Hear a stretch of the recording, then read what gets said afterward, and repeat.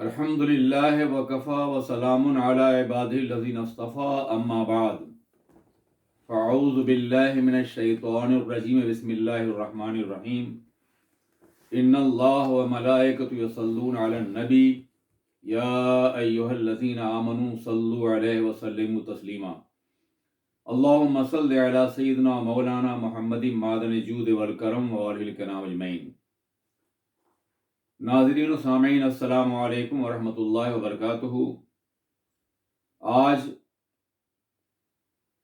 ہم اس عظیم قائد کا یوم وفات منا رہے ہیں جس نے اپنی تبلیغی خدمات، سیاسی خدمات کے ذریعے سے پوری دنیا پر اپنے انمٹ نقوش مرتب فرمائے ہیں۔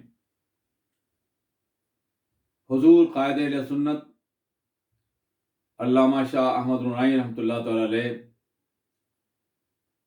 ایک عظیم قائد تھے۔ گزشتہ صدی میں ایک ایسا قائد جس نے اسلام کے تمام گوشوں کو اجاگر کرنے کی کوشش کی ہو اور اسلام کے غلبے کے لیے مجاہدانہ طور پہ کوشش کی ہو، حضور قائد اہل سنت کے علاوہ بہت کم لوگ نظر آتے ہیں۔ انہوں نے اسلام کے کسی ایک گوشے پر، کسی ایک ناحیے پر محنت نہیں کی، بلکہ اسلام کو مکمل نظام زندگی، مکمل نظام سیاست، مکمل نظام اخلاق، مکمل نظام معیشت، مکمل نظام معاشرہ کو پیش کرنے کے لیے اپنی تمام تر توانائیاں صرف کی۔ وہ اس بات کے قائل تھے کہ صرف خانقاہوں میں بیٹھ کر ذکر و فکر کی محفلیں سجانا یہ آج کے دور میں کافی نہیں ہے۔ جب اسلام غالب تھا، مغلوب نہیں تھا، دنیا کے 3 براعظموں پہ اسلام کی حکومت تھی، تو صوفیاء کرام نے تنہائی کا راستہ اختیار کیا اور ارباب اقتدار کی اصلاح کی کوشش کی۔ لیکن آج جب کہ دنیا میں ہر مقام پر اسلام مظلوم ہے، تو اسلام کے غلبے کی کوشش کرنا یہ علماء کی اور صوفیاء کی ذمہ داری ہے۔ ان کا نعرہ تھا، نکل کر خانقاہوں سے ادا کر رسم شبیری۔ یہی وجہ ہے کہ انہوں نے اپنے دور میں کتنی خانقاہ نشینوں کو مائل بر جد و جہد کیا اور میدان عمل میں اتر کر اسلام کے غلبے کی کوشش کی۔ اپنے ابتدائی دور میں 50s میں 1955 سے لے کر کے 65 اور 70 تک انہوں نے پورے عالم اسلام کا دورہ کیا، بلکہ پوری دنیا کا، مختلف بر اعظموں کا، جہاں جہاں ان کے عظیم والد جو اپنے دور کے سب سے بڑے مبلغ اعظم تھے، حضرت علامہ عبداللہ صدیقی میرٹھی رحمۃ اللہ تعالی علیہ، جہاں تہاں انہوں نے دورے کیے تھے، وہاں انہوں نے بھی دورہ فرمایا اور ان کے نقوش عمل کو مزید تابندہ فرمایا۔ ہزاروں افراد اصلاح پذیر ہوئے، گناہوں سے توبہ کیا، اور سینکڑوں افراد نے اسلام قبول فرمایا۔ سینکڑوں افراد نے بدعقیدگی سے اور قادیانی سے توبہ کی اور دوبارہ اسلام میں داخل ہوئے۔ یہ ان کے ابتدائی کارنامے تھے، لیکن انہوں نے یہ محسوس کیا کہ پاکستان جس کو اسلام کے نام پر حاصل کیا گیا ہے، وہاں اسلام کی بےخکنی کی ہر ممکن کوشش ہو رہی ہے۔ سیکولر مزاج رکھنے والے، لادینی مزاج رکھنے والے وہاں حکمراں ہیں، اور دین کو دیش نکالا دیا جا چکا ہے۔ وہ ملک جو اسلام کے نام پر قائم ہوا تھا اور جس کے لیے بر صغیر کے مسلمانوں نے قربانیاں دی تھیں، وہاں اسلام سب سے زیادہ مظلوم ہے. تو انہوں نے 70s میں سیاست میں قدم رکھا. سیاست میں آنے کے بعد انہوں نے ایک انقلاب برپا کیا، دنیا کو نظام مصطفیٰ کا نعرہ دیا، اور یہ نعرہ اتنا کامیاب تھا کہ ملک کی اکثریت ان کے ساتھ ہو گئی. ارباب اقتدار کو چیلنج کیا، الیکشن لڑے، پارلیمنٹ میں نمائندگی حاصل کی، درجنوں افراد کو وہاں داخل کیا تاکہ حق کی آواز بلند کی جا سکے. سندھ کے حزب اختلاف کی حیثیت سے قائد حزب اختلاف ان کے آدمی رہے. علمی اور فکری دنیا میں انہوں نے جدید علم و فضل کے ماہرین کو شامل فرمایا اور ان کے ذریعے سے نظام مصطفیٰ کی ترویج اور تبلیغ کے لیے بے پناہ کوششیں کی. ایک وقت ایسا بھی آیا کہ جہاد زندگانی میں ان کے نوجوانوں نے گولیاں کھائیں اور اپنے خون سے، قلم سے نہیں انگلیوں سے لکھ کر کے زمین پر نظام مصطفیٰ کہا اور انتقال کر گئے، شہید ہو گئے. آپ اندازہ کر سکتے ہیں اس سے کہ کتنی زبردست تحریک تھی وہ. آپ نے جب یہ دیکھا کہ دنیا کی تمام منظم قوتیں اور سارے حکمران اسلام کی اس آواز سے خوف زدہ ہیں اور وہ دبانا چاہتے ہیں اس آواز کو، تو آپ نے پھر اس بات کی کوشش کی کہ اسلام کو ایک مکمل نظام زندگی کی حیثیت سے متعارف کرایا جائے. پاکستان کا دستور خالص سیکولر دستور تھا. اس دستور میں آپ نے اسلامی دفعات کو شامل فرمایا. اس کا نام اسلامی جمہوریہ پاکستان رکھا گیا، اور پاکستان کے دستور میں پہلی بار مسلمان کی تعریف شامل کی گئی، جس میں اس بات کو زیادہ واضح کیا گیا کہ مسلمان وہ ہے جو اپنے پیغمبر اعظم سرور کائنات محمد الرسول اللہ کو خاتم النبیین تصور کرتا ہے، ان کے ختم نبوت پر یقین کرتا ہے. اسے دستور کا حصہ بنوایا گیا. قادیانیوں کا مقابلہ آپ نے کیا اور پاکستان کے دستور میں قادیانیوں کو غیر مسلم اقلیت قرار دیا گیا. یہ سب ان کے دور میں ہوا، ان کی محنتوں اور کوششوں سے. یہ تحریک تو 1953 چل رہی تھی، مگر بار بار ناکام ہوتی رہی. مگر جب عوام نے اس تحریک کو سمجھا تو قائد اہل سنت کو یہ عظیم فخر حاصل ہے، عظیم امتیاز حاصل ہے کہ انہوں نے ایک صدیقی ہونے کی حیثیت سے جناب صدیق اکبر رضی اللہ تعالیٰ عنہ نقش قدم پر چل کر مسیلمہ قادیان کے خلاف تحریک چلائی اور کامیاب ہوئے.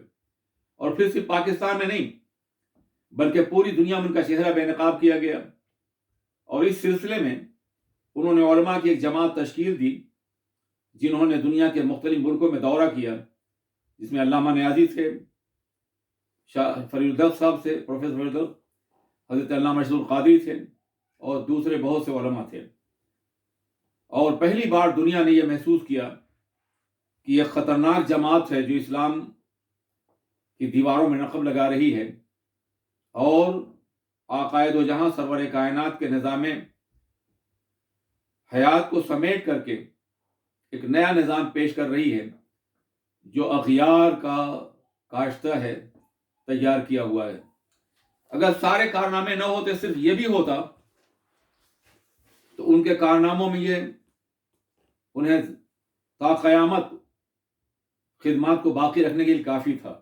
مگر آپ نے صرف یہ نہیں کیا، بلکہ آپ نے دنیا بھر میں جہاں ضرورت تھی مسجدیں قائم کی، مدارس قائم کیے، اور اس کے ساتھ ساتھ آپ نے ہر اس مقام پر جہاں امت مسلمہ کو آپ کی ضرورت تھی وہاں تشریف لے گئے.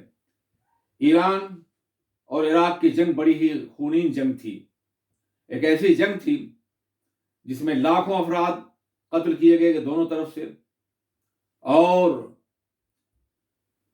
اسلامی حکومتوں کو ہمیشہ کے لیے کمزور کرنے کے لیے ان دونوں ملکوں کو باضابطہ طور پر جنگ پر آمادہ کیا گیا، مگر اس کو محسوس کیا تھا قائد اہل سنت نے، اور عراق کی کانفرنسز میں 82، 83، 85، 87 اور 90 تک مسلسل شرکت فرماتے رہے اور اس بات کی کوشش کرتے رہے کہ یہ جنگ بند ہو جائے۔ چنانچہ علماء کی وہ جماعت جسے خمینی اور ان کے علماء سے گفتگو کرنے کے لیے آمادہ کیا گیا تھا، تیار کیا گیا تھا، اس کی سربراہی بھی قائد اہل سنت اور معروف الدوالیری کو حاصل تھی۔ کوششیں ہوتی رہیں، لیکن جب اس میں ناکامی ہوئی تو قائد اہل سنت اپنا ایک وفد لے کے یونائٹڈ نیشن گئے اور وہاں کے ارکان کو اس بات پہ آمادہ کیا کہ یہ خونین جنگ بند کی جائے، اور ان کی کوششوں کی بنیاد پر یہ جنگ بند ہوئی۔ یہ دوسرا بڑا کارنامہ تھا جو انہوں نے اپنی زندگی میں انجام دیا۔ آپ اندازہ فرمائیں، عراق کے بارے میں، صدام حسین کے بارے میں یہ مشہور تھا کہ یہ بعض پارٹی کے لیڈر ہیں اور ان کا دین سے کوئی تعلق نہیں ہے۔ قائد اہل سنت نے صدام حسین کو آمادہ کیا کہ اپنے بارے میں اس تعصب کو ختم کرنے کے لیے اور عراق کو اسلامی عراق بنانے کے لیے، اور وہ تمام روایات جو اس ملک کی عظمتوں کی حامل ہیں ان کو زندہ کرنے کے لیے ایک یونیورسٹی قائم کی جائے جو اسلام کے غلبہ اور تبلیغ کی کوشش کرے۔ صدام نے یونیورسٹی قائم کی، قائد اہل سنت اس کے زندگی بھر ممبر رہے، اور انہی کوششوں پر پاکستان، ہندوستان اور مختلف ملکوں کے طلبہ وہاں داخل ہوئے اور وہاں سے متخصص ہو کر کے نکلے۔ اس طریقے سے لیبیا پہ جو مظالم ہو رہے تھے اور جس طرح سے امریکہ نے لیبیا ختم کرنے کی کوشش کی، باضابطہ اس کے محل پہ حملہ کر کے اس کی لیپالک بیٹی کو مار دیا گیا، اس کے خلاف بھی آپ نے آواز بلند کی اور وہاں تشریف لے گئے۔ اور جب چاڈ اور لیبیا کی جنگ شروع ہوئی، دونوں مسلم ملک تھے، تو اس جنگ کو بند کرانے میں بھی آپ نے بہت اہم رول ادا کیا۔ کرنل قذافی کا یہ خیال کہ پورے افریقن ممالک کو متحد کیا جائے اور ایک افریقی بلاک بنایا جائے، اس میں بھی آپ نے اس کا تعاون کیا۔ یہی وجہ کہ صدام ہو یا کرنل قذافی ہو یا دوسرے ممالک کے حکمراں ہو، آپ کا بہت احترام کرتے تھے، اٹھ کے استقبال کرتے، آپ کے لیے ایئرپورٹ پہ جاتے اور آپ کے لیے مخصوص مقام متعین ہوتا کانفرنسز میں، آپ صدارتیں بھی کرتے تھے، خطبہ صدارت بھی دیتے تھے۔ ان بیشتر کانفرنسز میں خود میں، علامہ شاہدرہ نعیمی اور بہت سے لوگ باضابطہ شریک رہے اور ان کے رفیق سفر کی حیثیت سے ہم سفر بھی رہے۔ ایک بڑی لمبی تاریخ ہے جس کو مرتب کرنا ہماری ذمہ داری ہے، انشاءاللہ مرتب کی جائے گی کہ ان کانفرنسوں کے ذریعے سے آپ نے اسلام کے احیاء اور اسلام کے غلبہ اور شوکت کے لیے کیا کوششیں کی اور کیا کامیابیاں فرمائی۔ اس کے ساتھ ساتھ فلسطین کے مظلومین کے لیے اور کشمیر کے مظلومین کے لیے ہمیشہ آپ آواز بلند کرتے رہے اور دنیا کے ارباب اقتدار سے ملاقاتیں کر کے ان کو صحیح حق دلانے کے لیے زندگی بھر کوشش کرتے رہے۔ قادیانیت ایک ایسا فتنہ تھا کہ جس کا سر کسی سرکوبی نہ کی جاتی تو یقیناً عالم اسلام اس کی لپیٹ میں آ جاتا۔ عدم علم کی بنیاد پر، جہل کی بنیاد پر اور قادیانیوں کی سازشوں کی بنیاد پر دنیا نے یہ باور کر لیا تھا کہ پاکستان ایک اسلامی اسٹیٹ نہیں بلکہ قادیانی اسٹیٹ ہے، اور سر ظفر اللہ جو عالمی عدالت کا صدر رہ چکا ہے، دین ہیگ کی عدالت کا، اس نے اس تصور کو بہت عام کیا تھا، لیکن اس تصور کو ختم کرنے میں قائد اہل سنت نے عظیم کارنامہ انجام دیا۔ اور جب دنیا کی باطل قوتوں نے مسلمانوں میں آپس میں جنگ کرانے کی کوشش کی، خون ریز جنگ جس کی بنیاد پہ مساجد ہیں، مقابر ہیں، خانقاہیں ہیں، درسگاہیں ہیں، سب کو بمبار کیا جانے لگا، تو آپ نے حالات اور کی ضرورت کو محسوس کرتے ہوئے ملی ایک جہتی کونسل قائم کی جس کے آپ صدر رہے، سربراہ رہے، لیکن سربراہی کے باوجود آپ نے اپنے عقیدے کے تشخص کو کہیں مجروح نہیں ہونے دیا۔ جب بھی کبھی نماز کا وقت آتا تو امامت آپ ہی فرماتے تھے، اور کوئی ایسا واقعہ نہیں ملتا کہ آپ نے کسی اور جماعت کے غلبے کو تصور کیا ہو۔ ہاں، ان کی زندگی میں کوشش سے وہ سارے دھماکے، وہ تمام بمباریاں بند ہو گئیں جو باضابطہ طور پہ عالمی سازش کی بنیاد پر پاکستان کی سرزمین پر ہوتی رہی ہیں۔ اس کے ساتھ ساتھ آپ نے مختلف ملکوں میں کانفرنسز کے ذریعے سے، سیمینارز کے ذریعے سے اسلامی روایات کو، اقدار کو، اسلامی عظمت کو نمایاں کرنے کی کوشش کی۔ آپ ایک لمحہ یہ بیکار نہیں بیٹھتے تھے، جہاں بھی جاتے وہاں ایک چراغ جلانے کی کوشش کرتے، اس بات کی کوشش کرتے کہ وہاں کوئی دینی ادارہ قائم ہو جائے، وہاں کے علماء متحد ہو جائیں اور اپنی ذمہ داریاں پوری کرنے کی کوشش کریں۔ سرینام، برٹش گیانا اور ڈچ گیانا کے علاقے، جنوبی امریکہ کے علاقے، یہ ایسے علاقے تھے جو قادیانیت کی لپیٹ میں تھے۔ وہاں ہزاروں کی تعداد میں مسلمان قادیانی بن چکے تھے۔ وہاں آپ نے 6 مہینے قیام فرمایا، ان سے مناظرے کیے، انہیں شکستیں دی، اور ہزاروں قادیانیوں کو دوبارہ اسلام کی دولت سے آشنا کیا، دوبارہ انہوں نے مسلمان کے ارتداد سے روکا۔ یہ ایک ارتداد تھا جو بڑی تیزی کے ساتھ ان ملکوں میں پھیل رہا تھا جہاں علماء موجود نہیں تھے۔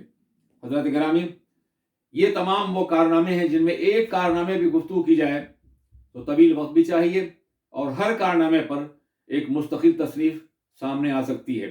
یقیناً ان سے محبت کرنے والے یہ کام کر رہے ہیں اور کرتے رہیں گے۔ وہ تنہا آدمی ہیں، تنہا قائد ہیں کہ وصال کے لے سے 40ویں تک، چہلم تک کم و بیش 30 کتابیں ان کی حیات طیبہ پہ شائع ہو چکی تھیں اور اب بھی مسلسل شائع ہو رہی ہیں۔